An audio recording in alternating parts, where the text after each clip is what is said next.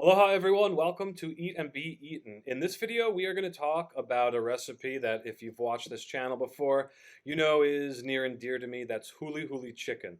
I'm going to go through the comments on the video we made about huli huli chicken because I think it's going to allow us to get into a lot of interesting details and disagreements about the recipe. And then the big thing is comparing to peri peri chicken and jerk chicken.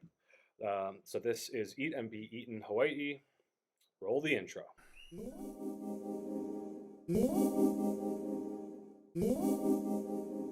On our channel, we are on a journey to discover everything we can about the food and food culture of Hawaii.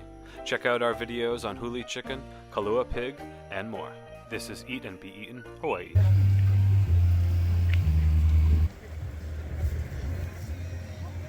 Okay, so getting into the first comment here from Hawaiian Joe. Mahalo for sharing. Really enjoyed your video. Aloha. Mahalo, Joe. Next up, we have from Afro208. This is getting into the marinade or the sauce for huli huli chicken.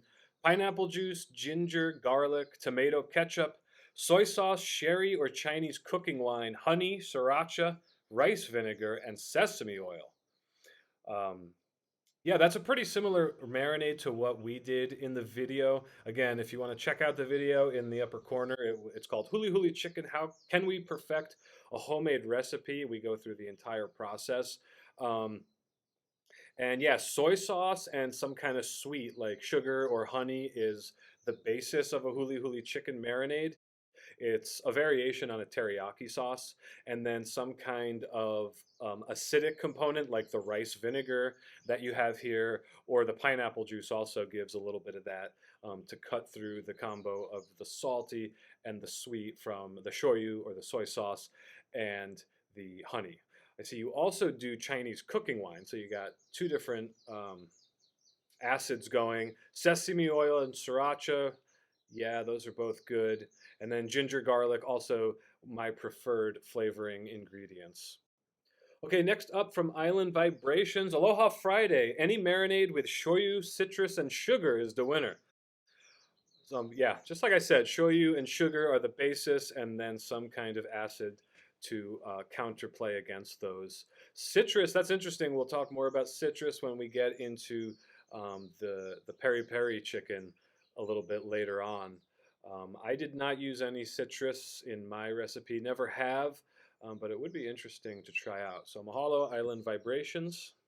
Here we have from Glenn Gayer, only way to eat out of plastic bag. Yeah, where my favorite huli huli chicken place I've ever had from is GJ's in Waimea on the Big Island, and they always serve it to you in a plastic bag. Horrifies some people from the toxins leaching in, but it's the only way. Then we have from Steve Hagedorn, love your channel. Holy Toledo, cool tip on how to make your own charcoal. Yeah, so we'll circle back to a point about charcoal in a minute, but in our video on huli huli chicken, we do have a segment on how to make your own charcoal. If you want to see that video, you can hit the link to that one. It's actually surprisingly easy and a kind of a fun process how to make your own charcoal at home. Anyone can do it with some common tools and methods in your own backyard.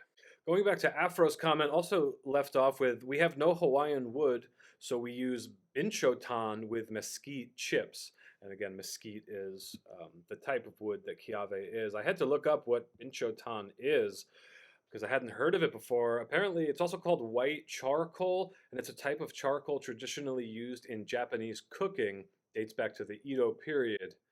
So that's interesting, and I wonder what the flavor exactly is of binchotan, if that's how you pronounce it. So if anybody knows anything about that, let us know in the comments below. Okay, we also have a couple comments about the wood smoke from Erwin Sombrano. It's the kiave that gives huli huli its unique taste, and Oriental Exotics, yup, kiave firewood, authentic flavor.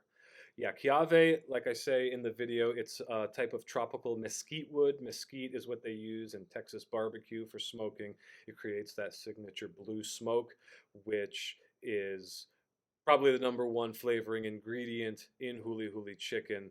Gives it that delicious, savory, smoky flavor.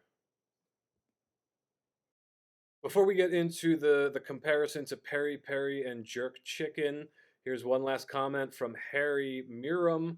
FYI, huli huli is dry rub first and foremost. There's no liquids in huli huli marinade.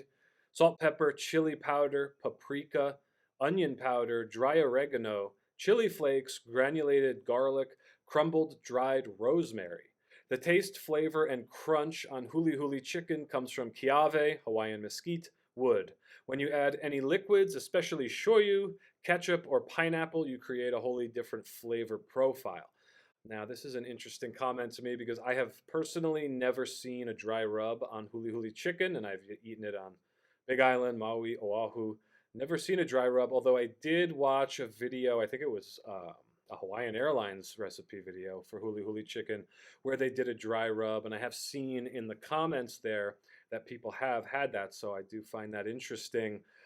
As far as the herbs are concerned here, rosemary and oregano sounds more like some kind of European chicken dish.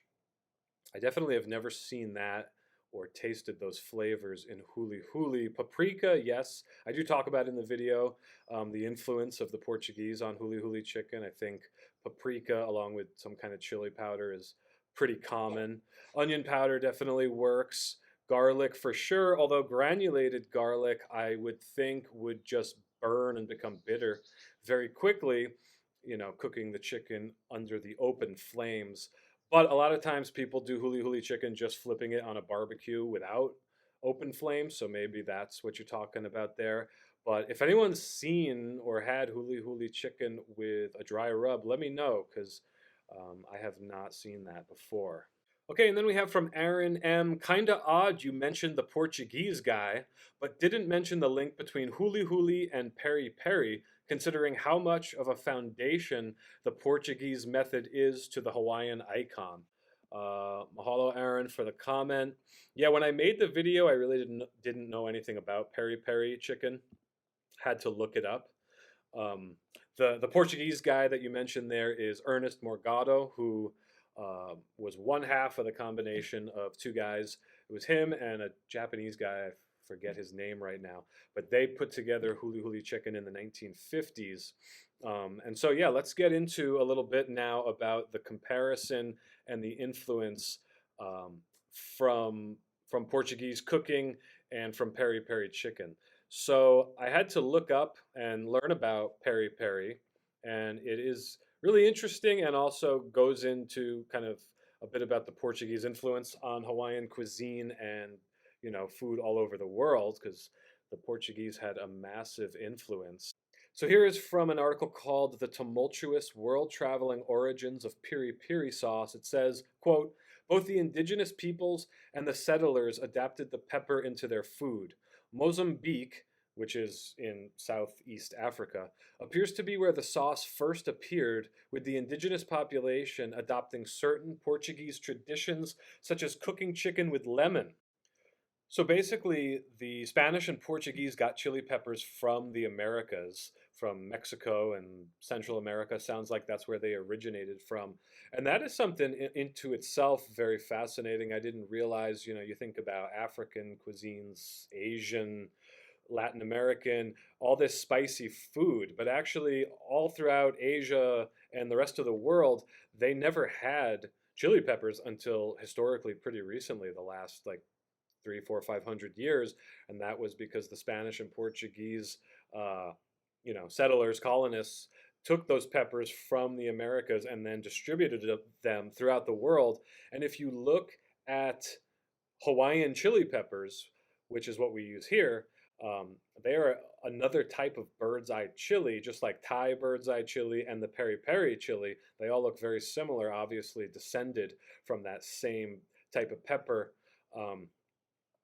And that's responsible. Like I found out that's even responsible for the reason why kimchi, right? Korean kimchi is spicy. Traditionally, it wasn't spicy, but then they got the chili peppers introduced, and now it's the spicy dish we know today.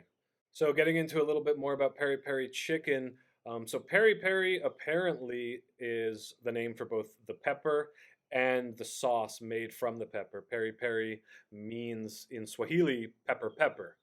Um, yeah, first So it was created by Portuguese explorers in Mozambique in the 15th century who discovered the African bird's eye chili pepper and made a marinade with garlic, red wine vinegar, paprika, and other European ingredients. It then expanded to other Portuguese territory under the name peri peri. Peri peri, derived from Swahili, means pepper pepper. Has several iterations: pili pili and peri peri, piri piri.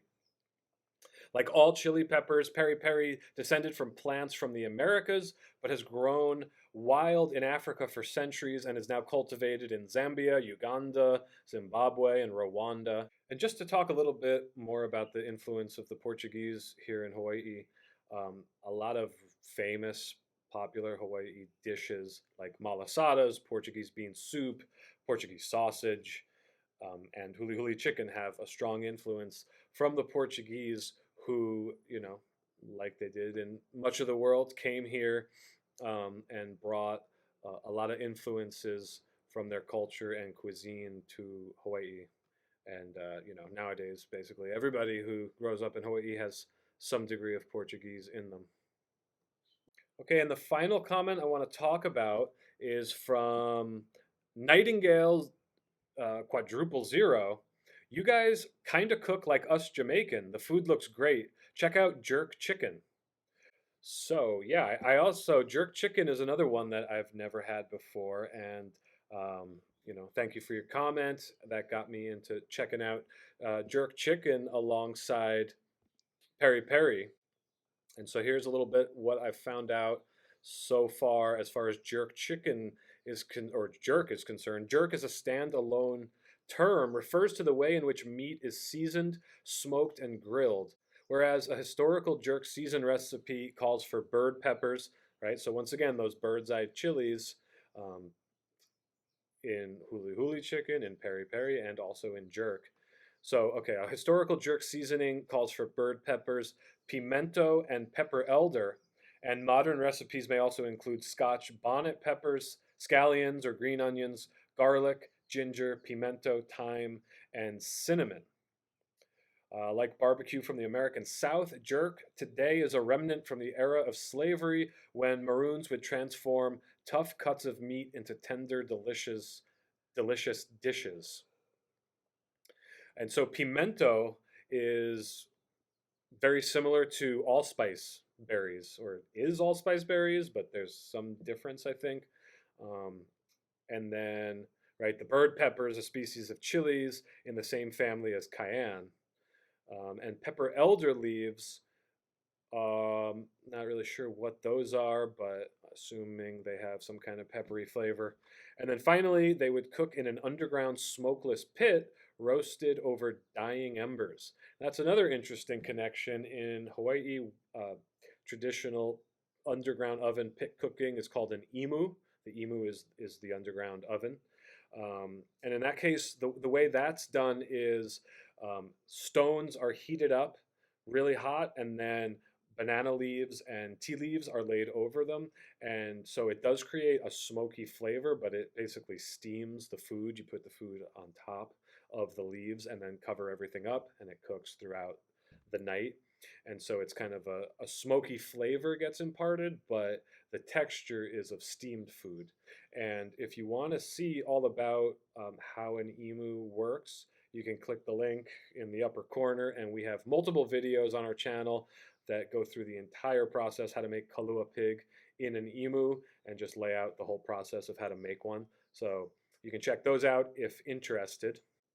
A little more here on jerk chicken. The Maroons developed alliances with indigenous inhabitants who taught them to preserve meats with available spices and leaves and developed an underground cooking method to evade their enemies. The contribution of the preservation of meat underscores the gift of strategy and planning. Quote, jerk is freedom manifested in food. A little bit more here about the so-called Maroons.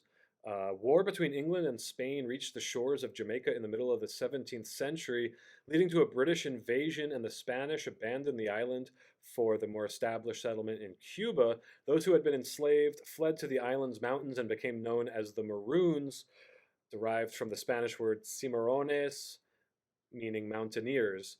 But by the time the Maroons encountered the island's original inhabitants, who had also sheltered in the difficult to traverse ranges, 90% of the Taino population had become extinct. The British, meanwhile, rapidly expanded their presence on Jamaica, shipping enslaved labor from Africa that would become the engine of the booming sugar industry. Over the years, the Maroons would grow in population as enslaved people would escape the plantations for the mountains. So it says here, jerk is one of the enduring legacies of the fusion of African and Taino cultures in Jamaica. I don't know if I'm saying that right, probably not. But the Taino, who are an Arawak people, were members of the Caribbean's indigenous population. They were the first to call the island Yamaka.